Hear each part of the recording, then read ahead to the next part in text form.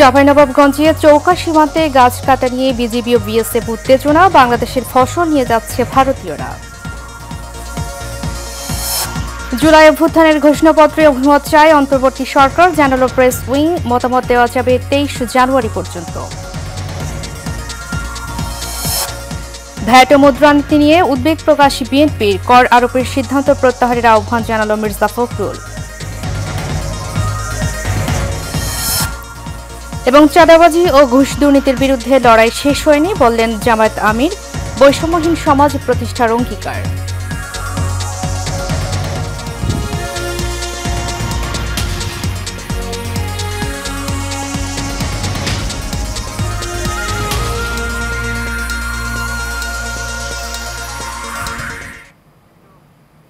স্বাগত এশিয়ান নিউজে, সাথে আছি আমি উর্মি আক্তার। এতক্ষণ শুনছিলেন বিআরবি কেবল ব্রডকাস্ট লিমিটেড সংবাদ শিরোনাম। এবারে চলে যাব পুরো খবরে। চাঁপাইনবাবগঞ্জের চৌকা কালীগঞ্জ সীমান্ত এলাকায় গাছ কাটা নিয়ে বিজিবি এবং বিএসএফ এর মধ্যে উত্তেজনা দেখা দিয়েছে। সকাল থেকে এখনো পর্যন্ত সীমান্ত এলাকায় এই উত্তেজনা চলছে। স্থানীয়রা জানায়, সীমান্তে বিএসএফ এর সদস্য গাছ কাটতে এলে বাধা দেয় বিজিবি। এছাড়া বাংলাদেশের ফসল কেটে নিচ্ছে ভারতীয় নাগরিকরা। ভারতীয় নাগরিকদের হামলায় বাংলাদেশের বেশ কয়েকজন আহত হওয়ারও খবর পাওয়া গেছে। এ নিয়ে সীমান্ত এলাকায় আতঙ্ক দেখা দিয়েছে।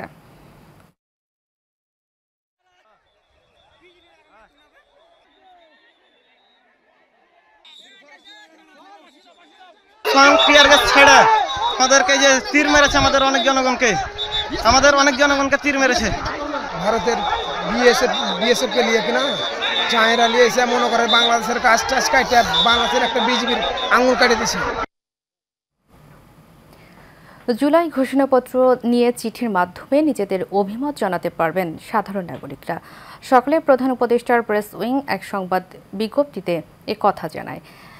এতে বলা হয়, জুলাই ঘোষণাপত্র নিয়ে গত বৃহস্পতিবার সর্বদলীয় সংলাপের পরবর্তী কর্মপন্থা হিসেবে গণ অভ্যুত্থানে অংশ নেওয়া রাজনৈতিক দল সহ সকল অংশীজন থেকে অভিমত চাওয়া হচ্ছে।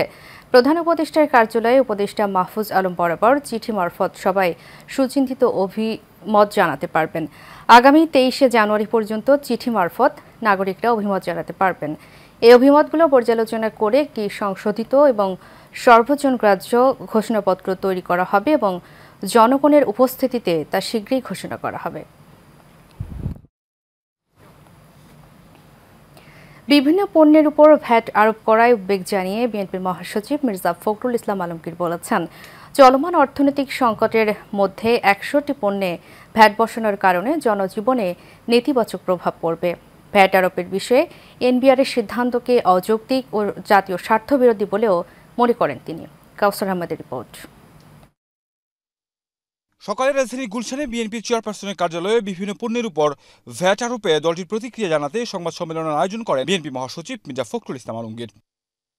শুরুতে এই সিদ্ধান্তের তীব্র নিন্দা জানান তিনি। বলেন, বর্তমান সরকার অর্থনৈতিক চ্যালেঞ্জ মোকাবেলা না করে সহজ উপায় গ্রহণ করলে জনগণের জন্য কল্যাণকর হবে না। মোকাবেলা করতে হবে, কিন্তু অত্যন্ত উদ্বেগের বিষয়, বর্তমান অন্তর্বর্তী সরকার এই চ্যালেঞ্জগুলোকে কার্যকর উপায়ে মোকাবেলা না করে একটি অর্থনৈতিক গঠনের ভিত্তি তৈরির দিকে মনোযোগ না দিয়ে চলতি অর্থ বছরের মাঝপথে হঠাৎ করে ভ্যাট শুল্ক বৃদ্ধি করলো, যা সহজ কিন্তু জনগণের জন্য কল্যাণকর নয়।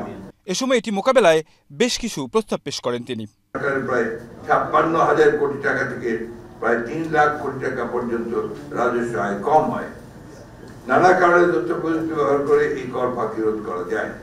মোট কথা, কর ব্যবস্থাপনার দুর্নীতি হয়রানি কমাতে এনবিআর নিরীক্ষায় অটোমেশন নিশ্চিত করতে হবে।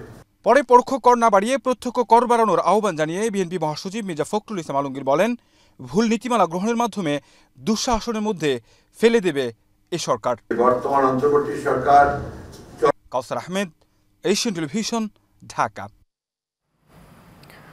অবিবেচকভাবে পণ্যে ভ্যাট বৃদ্ধি করা হয়েছে বলে মন্তব্য করেছেন সিপিডির সম্মানী ফেলো ও শ্বেতপত্র প্রণয়ন কমিটির প্রধান ডক্টর দেবপ্রিয় ভট্টাচার্য। সকালে রাজধানীর আগারগাঁও বিআইসিসিতে শ্বেতপত্র প্রণয়ন কমিটি 2024-এর সিম্পোজিয়াম অর্থনৈতিক ব্যবস্থাপনার সংস্কার ও জাতীয় বাজেট নিয়ে এক আলোচনায় তিনি এ মন্তব্য করেন। ডক্টর দেবপ্রিয় বলেন, অন্তর্বর্তী সরকারের আমলে প্রাতিষ্ঠানিক ও প্রশাসনিক সেক্টর বেশি মনোযোগ পাচ্ছে, কিন্তু অর্থনৈতিক সংস্কারে কোনো মনোযোগ নেই। প্রত্যক্ষ কর বাড়ানোর বিষয়ে কোনো গুরুত্ব দেওয়া হয়নি বলেও মন্তব্য করেন তিনি।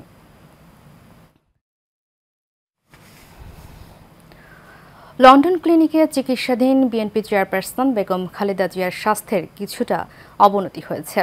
গত বুধবার রাতে হঠাৎ তার শারীরিক অবস্থার অবনতি হয়। চিকিৎসকেরা তার এই অবস্থার উন্নতির চেষ্টা করছেন, এমন তথ্য জানিয়ে মেডিকেল বোর্ডের একজন সদস্য শুক্রবার বলেছেন, ম্যাডাম 7 বছর পর লন্ডনে এসেছেন। এই হাসপাতালে এর আগে চিকিৎসা নেননি, দেশে অনেক ধকলের মধ্যে ছিলেন। এই অবস্থায় নতুন পরিবেশের সাথে খাপ খাওয়াতে সময় লাগছে। লন্ডনে প্রচণ্ড ঠান্ডা চলছে। তিনি জানান, গত 2 দিন খালেদা জিয়ার শারীরিক অবস্থা ভালো ছিল না। স্বাস্থ্যের কয়েকটি প্যারামিটার ফল করেছে। নতুন করে হার্টের কিছু জটিলতা দেখা দিয়েছে। মেডিকেল বোর্ড এটা নিয়ে সর্বোচ্চ চেষ্টা করছেন। এদিকে মায়ের জন্য দেশবাসীর কাছে দোয়া চেয়েছেন বড় ছেলে বিএনপির ভারপ্রাপ্ত চেয়ারম্যান তারেক রহমান।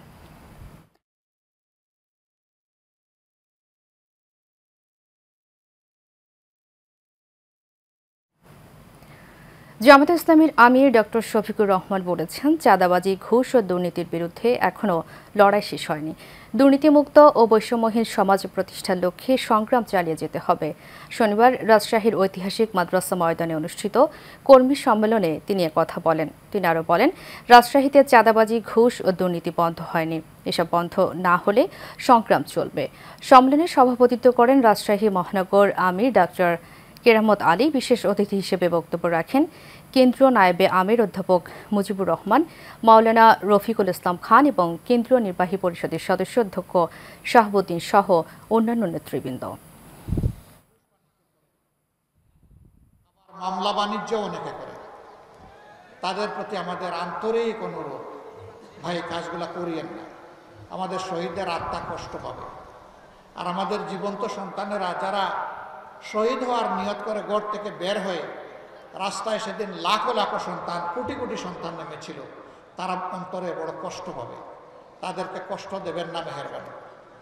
তবে যদি আমাদের এই বিনয়ী অনুরোধ কেউ না মানে, তাহলে তাদের জেনে রাখা উচিত যুদ্ধ আমাদের শেষ হয়নি।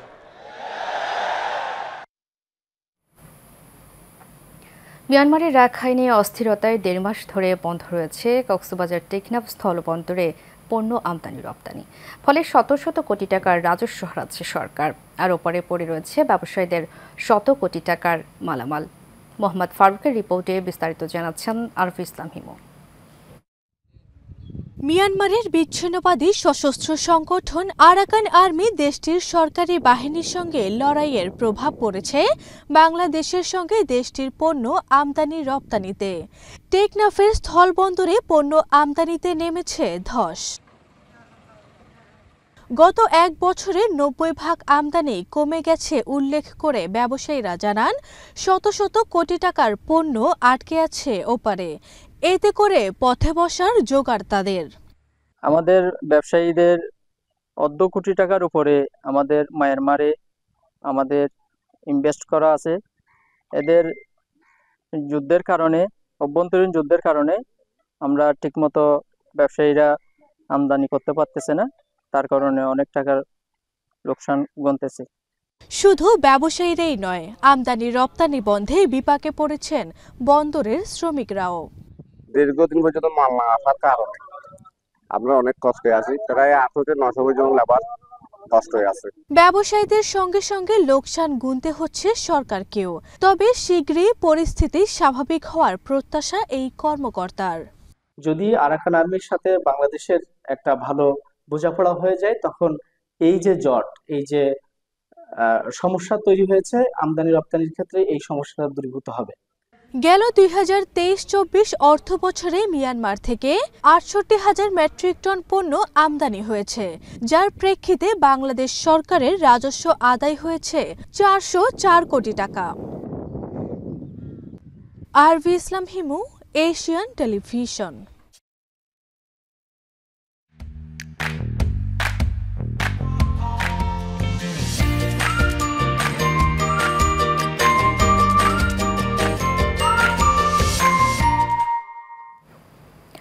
এবার বিনোদনের সংবাদ।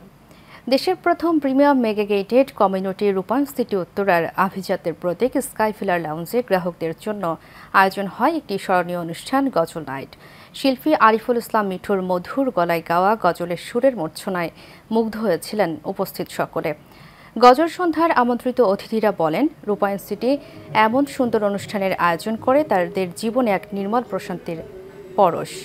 রূপায়ণ সিটি কেবলমাত্র একটি বাসস্থান নয়, বরং একটি কমিউনিটি, যেখানে সবাই একসাথে হাসি খুশিতে সময় কাটাতে পারে।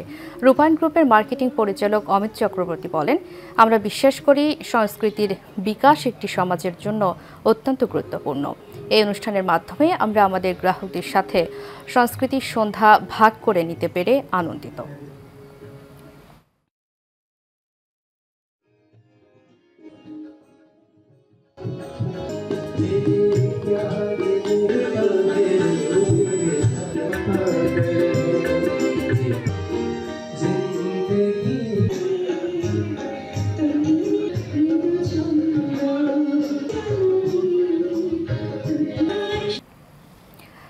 রাজধানীর বিভিন্ন এলাকায় ফুটপাতে বসবাসকারী প্রতিবন্ধী ও ভবঘুরে অসহায় মানুষের মাঝে শীতবস্ত্র বিতরণ করা হয়েছে।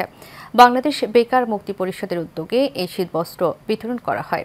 এ সময় উপস্থিত ছিলেন সংগঠনের কেন্দ্রীয় সভাপতি আতিকুর রহমান রাজা, ঢাকা মহানগরের সভাপতি আবু বকর সিদ্দিক, সাধারণ সম্পাদক শারমিন আক্তার সহ অনেকে।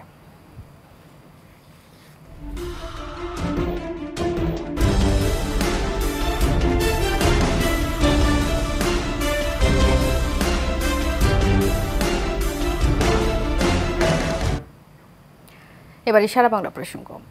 মানিকগঞ্জ জেলার দৌলতপুর উপজেলার সড়ক না থাকায় কবরস্থানে যেতে চরম ভোগান্তিতে পড়তে হয় স্থানীয়দের। দাফনের জন্য মরদেহ নিতে দুর্ভোগের শেষ নেই এলাকাবাসীর। এ বিষয়ে দ্রুত পদক্ষেপ নেওয়ার দাবি স্থানীয়দের। রেজাউল করিম রেজার পাঠানো তথ্য ভিডিও চিত্রে আরও জানাচ্ছেন সঞ্জিতা হক। মানিকগঞ্জ জেলার দৌলতপুর উপজেলার খোলসি ও জিয়ানপুর ইউনিয়নের প্রায় 15টি গ্রামের 20,000 মানুষ ব্যবহার করে খুর্দ সাতিয়ান এই কবরস্থানটি। 180% জমির উপর এই কবরস্থান স্থানীয় মুসলমানদের জন্য উন্মুক্ত। বিলের পাশে এই কবরস্থানে চলাচলের রাস্তা না থাকায় বিপাকে পড়তে হয় লাশ নিয়ে। বর্ষার মৌসুম কিংবা সামান্য বৃষ্টিতে চলাচলের কোনো ব্যবস্থা থাকে না এখানে। আমাদের এলাকায় অনেক বড় একটা গোরস্থান আছে, সেখানে আমরা কোনো লাশ নিয়ে বর্ষাকালে যাইতে পারি না। বর্ষাকালে যাইতে হলে নৌকায় যেতে হয়, আর শুকনাকালে ভালো হলে খাটিয়ে নিয়ে যাইতে পারি না। এর জন্য একটা রাস্তার প্রয়োজন। মুর্দার লাশ এটা আনার ক্ষেত্রে 5-4 জন মানুষ যদি আমরা হাঁটতেই না পারি, লাশটা আনা আমাদের জন্য কষ্ট। গোরস্থানের পাশে একটা বিল, এই বিলের পাশ দিয়ে একটা রাস্তা হলেই বর্ষা মাসে লাশ নিয়ে যাওয়া আসার সুবিধা। অত্র এলাকার জনগণের পক্ষ থেকে আমি সরকারের কাছে জোর আবেদন করছি, যাতে আমাদের রাস্তাটা অতি শীঘ্র করে দেওয়া হয়। করে দেওয়া হলে এলাকার লোকজন অনেক উপকৃত হবে। কবরস্থানে যাতায়াতের রাস্তাটির কাজ দ্রুত শেষ করে ভোগান্তি দূর করার দাবি এলাকাবাসীর। সঞ্জিদা হক, এশিয়ান টেলিভিশন। ফেনীর ছাগলনাইয়া উপজেলার দুর্গাপুর হাবিবুল্লাহ খান উচ্চ বিদ্যালয়ের এডহক কমিটির অনুমোদন দিয়েছে মাধ্যমিক ও উচ্চ মাধ্যমিক শিক্ষা বোর্ড কুমিল্লা। 4 সদস্যের অনুমোদিত এডহক কমিটিতে দুর্গাপুর গ্রামের কৃতি সন্তান বিশিষ্ট শিক্ষানুরাগী মোহাম্মদ জাফর উদ্দিনকে সভাপতি মনোনীত করায় দুপুরে হাবিবুল্লাহ খান উচ্চ বিদ্যালয়ে ছাত্রছাত্রী, অভিভাবক সহ বিদ্যালয়টির শিক্ষকগণ ফুলের তোড়া উপহার দিয়ে বরণ করে নেন। উল্লেখ্য, 2024 সালে উপজেলা পর্যায়ে শ্রেষ্ঠ শিক্ষা প্রতিষ্ঠান ঘোষণা করে।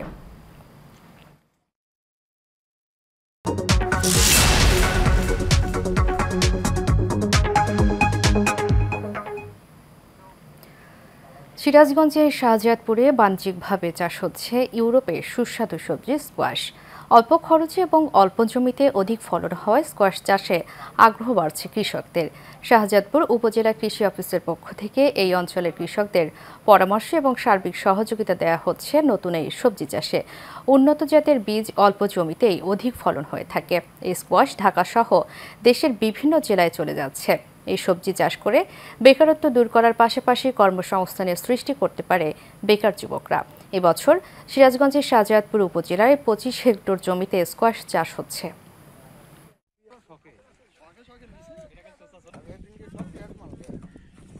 যেমন মনে করেন যে 20 থেকে 25 হাজার টাকার মতো খরচ হচ্ছে, কিন্তু ফলন ভালো হচ্ছে। আমরা খরচ অল্প টাকা, এটা লাভ বেশি। যদি দাম পাইতেন তাহলে আমার মন খুশি থাকতো। আমি আমার অফিসের পক্ষ থেকে আমাদের যারা উপসহকারী কৃষি কর্মকর্তাগণ রয়েছেন তারা কিন্তু আমরা কাজ করে যাচ্ছি এই স্কোয়াশটাকে শুধু এই আন্দারমানিক নয় এবং প্রত্যেকটি ইউনিয়নে এই স্কোয়াশটা আমরা কিন্তু প্রচলন করার কিন্তু চেষ্টা করে যাচ্ছি। শেষ করব এশিয়ান নিউজ। তার আগে বিআরবি কেবল ইন্ডাস্ট্রিজ লিমিটেড সংবাদ শিরোনামগুলো জানাবো আরও একবার।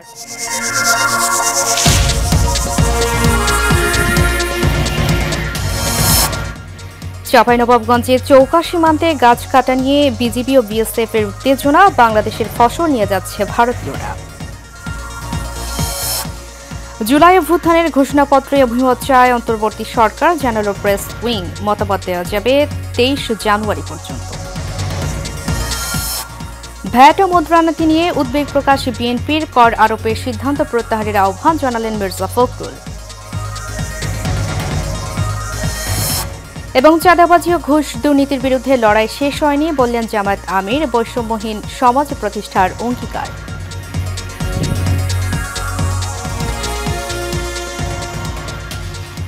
এশিয়ান নিউজ এ পর্যন্তই। পরবর্তী সংবাদ দেখার আমন্ত্রণ জানিয়ে শেষ করছি। ধন্যবাদ সবাইকে।